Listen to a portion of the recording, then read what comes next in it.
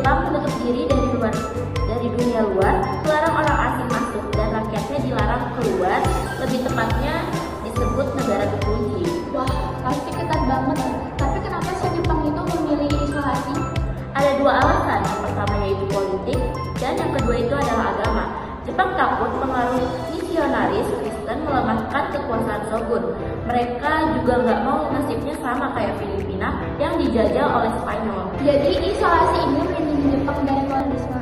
Benar, secara politik Jepang stabil, tapi secara ekonomi dan teknologi mereka jadi tertinggal karena nggak ikut revolusi industri.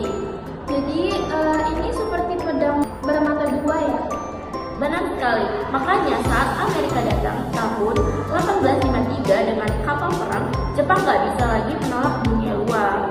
Oh, akhirnya Jepang mendatangi perjanjian Kanagawa tahun 1854 membuka pelabuhan mereka untuk perdagangan. Benar, dari situ Jepang cepat beradaptasi, membangun industri, memperkuat militer, dan menjadi kekuatan imperialis. Wah, keren ya teman-teman. Terus pembahasan kita kali ini ada kelanjutannya nih teman-teman. Benar, dari negara feodal yang tertutup, Jepang tiba-tiba jadi kekuatan modern. Gimana sih caranya? Restorasi Meiji dimulai pada tahun 1868 saat Kaisar Meiji naik tahta dan mengambil kembali kekuasaan dari Shogun Tokugawa. Kenapa Kaisar Meiji bisa naik tahta pada saat itu? Nah, setelah Shogun Tokugawa runtuh, Jepang butuh perubahan buat menghapus feodalisme, menyatakan negara dan mengejar ketertinggalan dari Barat.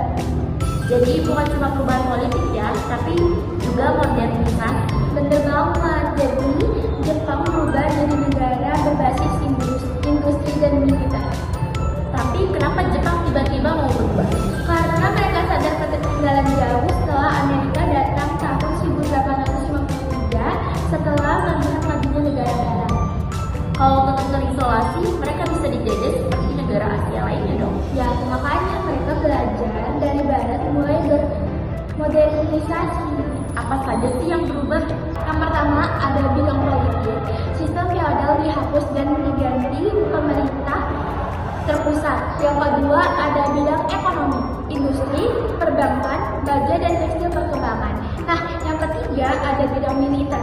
Teknologi dan strategi barat diadopsi, wajib militer diterapkan. Yang keempat ada bidang pendidikan. Sistem nasional diterapkan dan pelajar dikirim ke luar negeri. Wah, dalam waktu singkat Jepang jadi negara modern. Terus gimana sih hasilnya? Dalam 30 tahun, Jepang jadi negara industri yang kuat. Mereka menang melawan Cina, perang Sino-Jepang pada tahun 1864 sampai 1895 dan perang Rusia-Jepang pada tahun 1904 sampai 1905. Akhirnya dari hampir dijajah, Jepang malah jadi negara yang imperialisasi. Jadi modernisasi ini gak cuma bikin Jepang maju, tapi juga bikin mereka agresif secara militer. Bener banget, Jepang mulai memperluas wilayah dan jadi kekuatan imperialis. Nah, selanjutnya kita akan ngebahas awal mula Jepang menjadi negara imperialisme sampai perjanjian Kalijati. Nah, semua itu dimulai pada tahun 1868 dengan restorasi Meiji. Kaisar Meiji mengambil alih kekuasaan setelah era Shogun Tokugawa berakhir. Jepang yang sebelumnya tertutup mulai membuka diri terhadap dunia luar.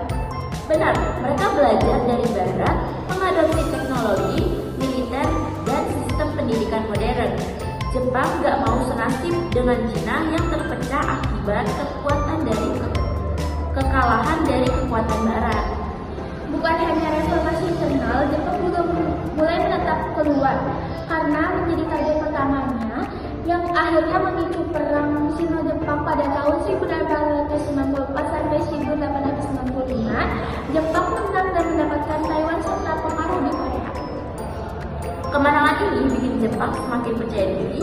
Tidak lama kemudian, mereka terlibat dalam perang Rusia-Jepang pada tahun 1904 sampai 1905. Dan ya, Jepang menang lagi. Ini pertama kalinya negara Asia mengalahkan negara Barat dalam perang modern. Kemenangan ini membuat Jepang dianggap sebagai kekuatan besar di dunia karena mereka terus berekspansi dan termasuk mencaplok Korea secara resmi pada tahun 1910 dan terlibat dalam Perang Dunia I di pihak sekutu untuk mendapatkan wilayah di Asia Pasifik. Setelah itu, Jepang semakin agresif.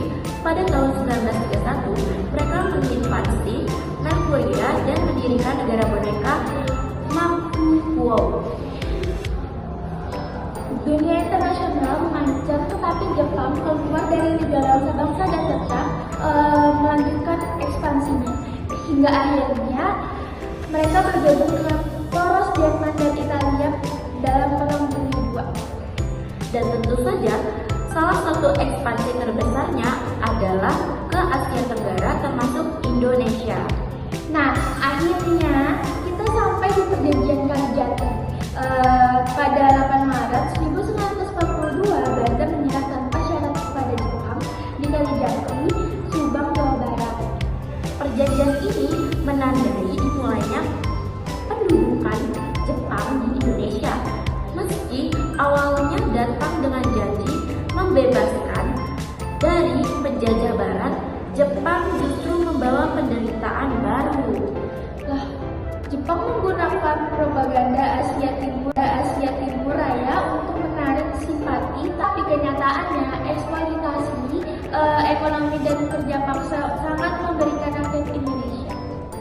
Sejarah memang penuh liku, ya, dari reformasi Meiji hingga perjanjian Kalijati, Jepang menunjukkan betapa cepatnya perubahan bisa terjadi ketika sebuah negara punya visi